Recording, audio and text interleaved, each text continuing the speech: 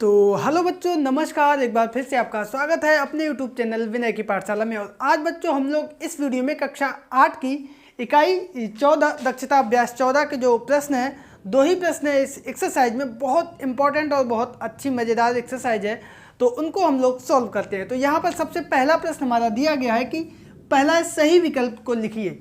यहाँ पर विकल्प दिए गए हैं और उसमें से सही विकल्प हमें छांटना है। तो पहला प्रश्न है कि पार्श्व चित्र में यानी इस चित्र में ओ वृत्त का केंद्र है और इसकी दो त्रिज्याएं OP और OQ है। एक त्रिज्या ये है, दूसरी त्रिज्या ये है। आगे कह रहा है कि इस प्रकार है कि कोण POQ बराबर 120 अंश। ये कोण दिया गया है 120 अंश। आगे बोल रहा है बिंदुओं P और Q से वृत्त की स्पर्श रेखाएं खींची गई हैं जो एक दूसरे को बिंदु T पर प्रतिच्छेद करती हैं। यहाँ पर क्या है, बिंदु P से ये स्पर्श रेखा है, बिंदु Q से ये स्पर्श रेखा है और ये रेखाएं आगे चल के ये बिंदु T पर प्रतिच्छेद करती हैं। आगे कह रहा है कि कोण PTQ का मान ज्ञात करो। ये मान हमें ज्ञात करके बताना है कि ये कितना है। तो सबसे पहली बात यहाँ पे ये देखो, चूंकि ये स्पर्श रेखा है, यहाँ पे हम लिखेंगे चूंकि PT व QT स्पर्श रेखाएं हैं। कैसी रेखाएं हैं? स्पर्श रेखाएं हैं।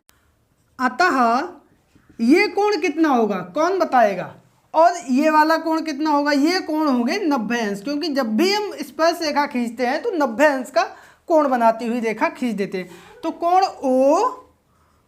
OPT बराबर 90 अंश और इसी प्रकार कोण OQT बराबर 90 अंश। अब यहाँ पे देखो हमें बन रहा है एक चतुर्भुज OPTQ।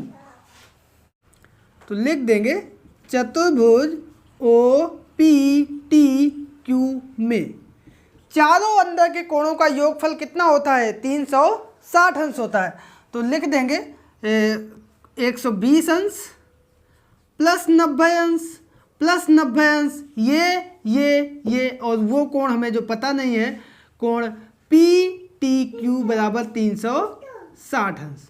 इसको हमें सिंपल सा कर लेना है सॉल्व। तो क्या आएगा? 90 90 180 और 120 होगा ये 300 प्लस कोण PTQ बराबर 360 अंश। तो यहाँ से कोण PTQ बराबर कितना आएगा? 360 में हम घटा देंगे, ये 300 बराबर के इस तरफ जाएगा। तो ये हमारा आ जाएगा 60 अंश कोण PTQ बराबर, और यही हमारा आ जाएगा आंसर। और यहाँ पर अगर हम विकल्प में देखेंगे तो ये हमारा पहला विकल्प जो है यही हमारा सही हो जाएगा। तो ये था प्रश्न नंबर 1, बहुत अच्छा प्रश्न था। और अब हम लोग चलते हैं प्रश्न नंबर 2 पर। तो बच्चों यहाँ पर हमारा दूसरा प्रश्न दिया गया है कि किसी वृत्त के केंद्र के एक ओर दो समांतर जीवाओं की लंबाई 6 सेंटीमीटर और 8 सेंटीमीटर है। यदि वे 1 सेंटीमीटर की दूरी पर हों तो वृत्त का व्यास क्या होगा? बहुत ध्यान देने वाली बात यह है कि सबसे पहले हम लोग इसका चित्र देखते हैं। ये एक कोई वृत्त है और दो जीवाएं हैं। एक जीवा ये है, दूसरी जीवा ये है, ठीक है। ये है वृत्त का केंद्र O। इसकी दूरी जो है 6 सेंटीमीटर है, ये 6 सेंटीमीटर। तो अब यहाँ से इस पर हम डालेंगे लंब। क्या डालेंगे? लंब। तो ये आधी हो जाएगी ये 3 सेंटीमीटर और ये आधी हो जाएगी 3 सेंटीमीटर, क्योंकि ये इसको समद्विभाजित करेगी।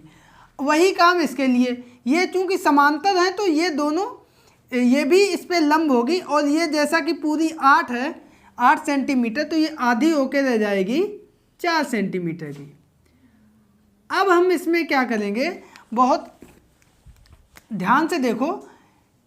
ये लाइन हमने कर दी तो एक हमारा त्रिभुज ये बना और एक लाइन हमने कर दी ये, ठीक है।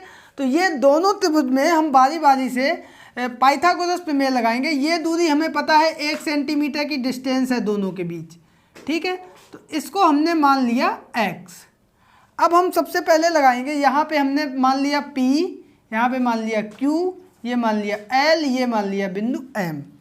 तो यहाँ पे हम लिखेंगे सबसे पहले त्रिभुज OPL में कौन सी प्रमेय लगेगी? सब जगह पाइथागोरस प्रमेय लगेगी, ठीक है। पाइथागोरस प्रमेय से, बहुत ध्यान से देखना, बहुत अच्छा प्रश्न है। ये कर्ण की घात 2 यानी PO की घात 2 बराबर लंब है ये 3 सेंटीमीटर, 3 की घात 2 प्लस आधार हो गया 1 धन x, तो 1 धन x की घात 2 समीकरण नंबर 1 आ गया। ठीक है, आगे अब हम करेंगे त्रिभुज ओ क्यू एम में या ओ एम क्यू में पुनः वही पाइथागोरस प्रमेय से।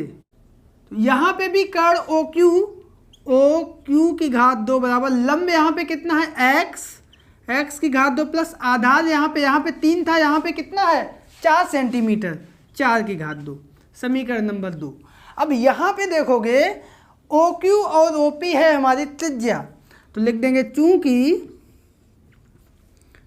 OP बराबर OQ बराबर त्रिज्या, तो इसका मतलब ये हुआ समीकरण और 1 और समीकरण 2 आपस में बराबर होंगे। तो यही काम कर देंगे, 3 की घात 2 प्लस 1 प्लस x की घात 2 बराबर इधर x की घात 2 प्लस 4 की घात 2, दोनों समीकरण बराबर हो गए क्योंकि लेफ्ट हैंड साइड बराबर है तो राइट हैंड साइड आपस में बराबर हो जाएगी। ठीक है, अब यहाँ से ये फॉर्मूला खोलेंगे, 3 तिया 9, 1 की घात 2 प्लस x की घात 2 प्लस 2ab, तो 2 इंटू 1 इंटू एक्स बराबर x की घात 2 प्लस 4 चौको 16, x की घात 2 से x की घात 2 कैंसिल हो गया, 9 और 1 10 प्लस 2 एकम 2x बराबर 16, 2x बराबर 16 और ये 10 इधर आएगा माइनस का हो जाएगा, तो 2x बराबर 6, x बराबर 6 बटे 2, 2 इधर भाग में आएगा, 2 3 6, तो यहाँ से x बराबर आ गया हमारा 3।